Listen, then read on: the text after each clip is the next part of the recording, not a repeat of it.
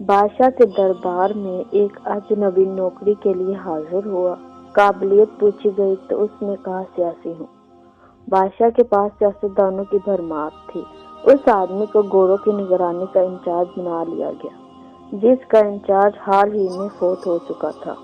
چند دنوں بعد بادشاہ نے اس آدمی سے اپنے سب سے مہنگے اور عزیز گھوڑے کے متعلق پوچھا۔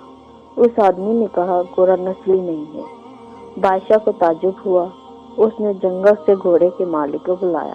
گھوڑے کے مالک نے کہا گھوڑا نسلی ہے، لیکن اس کی پیدائش پر اس کی ماں مر گئی تھی۔ یہ گائے کا دودھ پی کر اس کے ساتھ پلا ہے۔ پھر گھوڑوں کے انچارج کو بلایا اور پوچھا کہ تم کو کیسے پتا چلا کہ گھوڑا نسلی نہیں ہے؟ اس نے کہا جب یہ گھاس کھاتا ہے تو گائے کی طرح سر نیچے کر لیتا ہے، جبکہ نسلی گھوڑا گھاس منہ میں لے کر سر اٹھا لیتا ہے۔ بادشاہ اس کی بات سے بہت متاثر ہوا۔ اس آدمی کے گھر اناج، گھی اور پرندوں کا اعلیٰ گوشت بطور انعام بھجوایا۔ اس کے ساتھ ساتھ اسے ملکہ کے محل میں تعینات کر دیا۔ چند دنوں بعد بادشاہ نے اس آدمی سے اپنی بیگم کے بارے میں رائے مانگی۔ اس آدمی نے کہا رہن سہن تو ملکہ جیسا ہے، لیکن شہزادی نہیں ہے۔ بادشاہ کے پیروں تلے سے زمین نکل گئی اور بے ہوش ہو گیا۔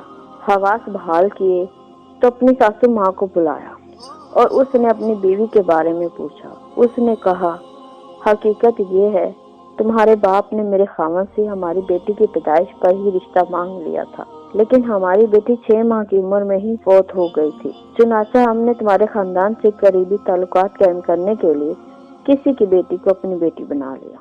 پھر بادشاہ نے اس آدمی سے پوچھا تم کو کیسے علم ہوا؟ اس نے کہا اس کا خادموں کے ساتھ سلوک جاہلوں سے بھی بدتر ہے۔ بادشاہ اس کی ذہانت سے خاصا متاثر ہوا۔ بہت سارا اناج، بھیڑ بکریاں بطور انعام دیا، ساتھ ہی اسے اپنے دربار میں متعین کر دیا۔ کچھ وقت گزرا۔ بادشاہ نے اس آدمی کو بلایا اور اس سے اپنے بارے میں پوچھا۔ اس آدمی نے کہا جان کی ایمان چاہتا ہوں حضور۔ بادشاہ نے وعدہ کیا۔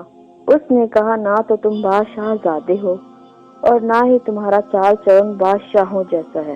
بادشاہ کو بہت غصہ آیا، مگر جان کی ایمان دے چکا تھا۔ بادشاہ سیدھا والدہ کے محل پہنچا اور اپنے بارے میں پوچھا۔ والدہ نے کہا یہ سچ ہے بیٹا، تم ایک چرواہے کے بیٹے ہو۔ ہماری اولاد نہیں تھی تو ہم نے تمہیں لے کر پالا۔